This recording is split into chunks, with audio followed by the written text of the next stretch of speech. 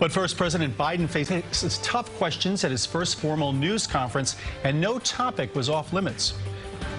Good evening. I'm Dick Brennan, in for Maurice Dubois. And I'm Christine Johnson. A big topic today was the situation at our southern border. The president was asked repeatedly to answer questions about the crisis there. He's been in office 65 days, but it's been decades since a president has waited this long to face the media.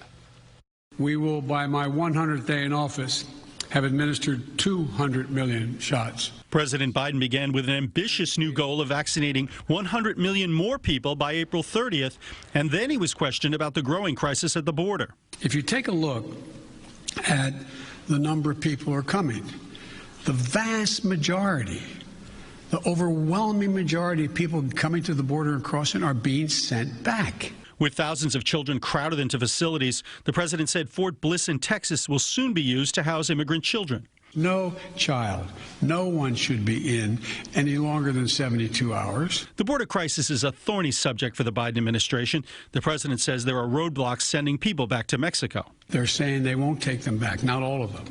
We're in negotiations. Mr. Biden put some of the blame on the previous Trump administration. What he did, he dismantled all the elements that exist to deal with what had been a problem and has been continued to be a problem for a long time. But the president was pressed on his own policies and whether his messaging is encouraging families to come to the U.S. The idea that I'm going to say that if an unaccompanied child ends up at the border, we're just going to let them starve to death and stay on the other side.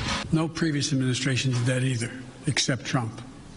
I'm not going to do it. Mr. Biden was also questioned about voting rights and Republican efforts to restrict voting access across the country by limiting hours and requiring identification. It's sick. Deciding in some states that you cannot bring water to people standing in line waiting to vote. Deciding that you're going to end voting at 5 o'clock when working people are just getting off work.